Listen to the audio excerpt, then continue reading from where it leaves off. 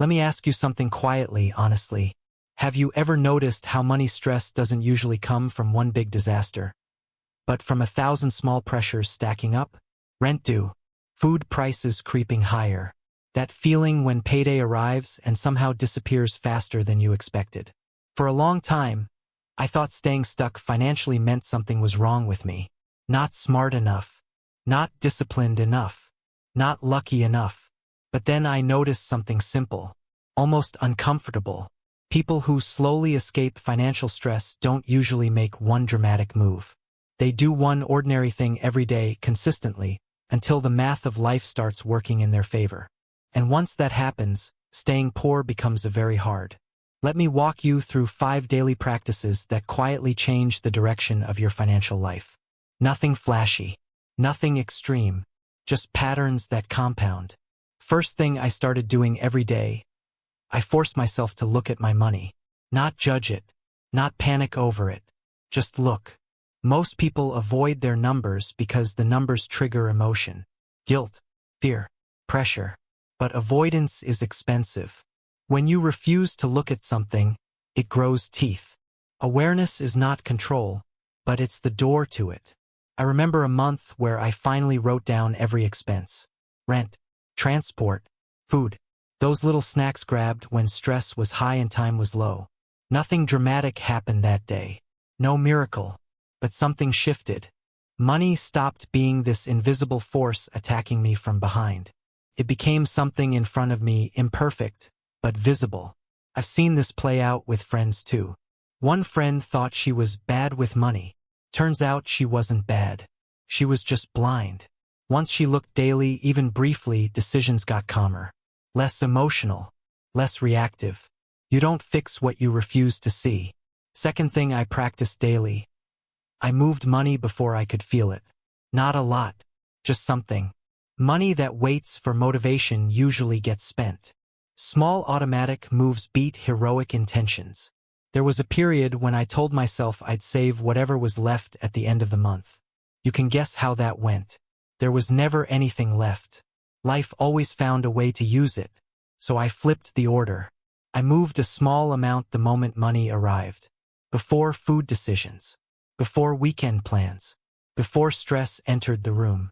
I've watched people with modest incomes do this and slowly build breathing room. And I've watched high earners skip this step and live paycheck to paycheck under nicer lighting. The amount matters far less than the timing. When the decision happens early, discipline feels lighter. When it happens late, it feels painful. Third thing I did every day, I learned one small thing about money or skills. Not hours. Not deep study. Just something that made me slightly less confused than yesterday. Ignorance is expensive, but learning doesn't have to be. Confidence grows faster than income when understanding increases. Think about how many minutes disappear daily to scrolling. Waiting. Background noise. I started reclaiming just a fraction of that time. A short video about budgeting. A page from a book on money psychology. A tutorial related to a skill I already used at work. I know someone who worked retail for years and felt stuck. During commutes, she listened to free content about personal finance and negotiation. Eventually, she asked for better hours, then better pay, then used those skills to move roles. Nothing dramatic happened in one day, but daily exposure reshaped how she spoke, decided, and asked. Knowledge doesn't just inform. It changes posture. Fourth thing I practiced daily. I reduced one unnecessary leak. Not all spending. Just one leak at a time. Money rarely disappears. It escapes through habits. You don't need to cut joy. You need to cut unconsciousness. There's a difference between spending that adds to your life and spending that numbs it. Late night delivery because you're exhausted. Subscriptions you forgot about. Convenience purchases that quietly become routine. I once tracked how much stress spending cost me in a single month. Small things. Coffee here. Snacks there. Nothing felt irresponsible in isolation. Together, they were rent money's annoying cousin. I didn't eliminate everything. I just chose one leak per day to notice. Sometimes I acted. Sometimes I didn't. But awareness alone slowed the bleeding. And slower bleeding creates space. Space changes behavior. Fifth thing I did every day. I made one choice that favored my future self. Even when it was boring. Even when no one saw it.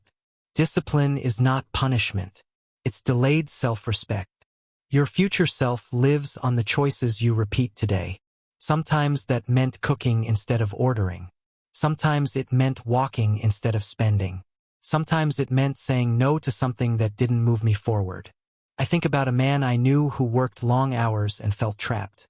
Every evening, instead of collapsing fully, he spent 30 minutes repairing phones using free tutorials. At first, it was clumsy, slow, unimpressive. Months later, that habit paid. If this video has been helpful, don't forget to like and subscribe to this channel. You may want to watch the video next to this one.